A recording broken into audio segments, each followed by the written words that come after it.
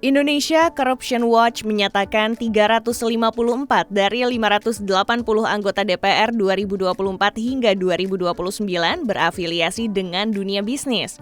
Dengan kata lain, sekitar 61% anggota DPR merupakan politisi pebisnis. Menurut ICW, fakta ini tidak jauh dari permasalahan laten DPR, yakni lingkaran setan korupsi politik. Dilansir dari laman antikorupsi.org, secara sistem biaya yang perlu digelontorkan untuk berpartisipasi dalam kontestasi elektoral di Indonesia dibuat menjadi begitu mahal. Karena itu, mereka yang mampu turut serta dalam politik praktis maupun pemilihan umum hanyalah individu yang memiliki sumber daya materi atau memiliki kedekatan dengan para pemodal kaya.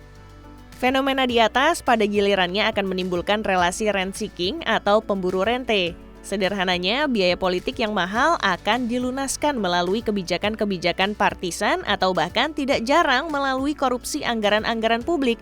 Berdasarkan data KPK, DPR bahkan menjadi salah satu lembaga terkorup. Pernyataan ICW. Selain biaya politik yang mahal, transparansi pengelolaan dana partai politik yang minim memudahkan terjadinya pembajakan demokrasi di Indonesia. Ketergantungan partai politik dan para calon peserta pemilu kepada big donors menyebabkan politik transaksional menjadi suatu hal yang lumrah.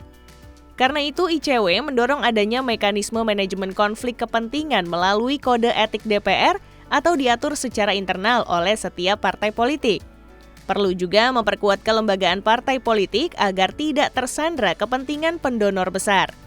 Mereformasi skema pendanaan politik agar lebih transparan dan tidak terlalu mahal, mendorong adanya undang-undang atau paket regulasi yang komprehensif guna menangani konflik kepentingan di jabatan publik.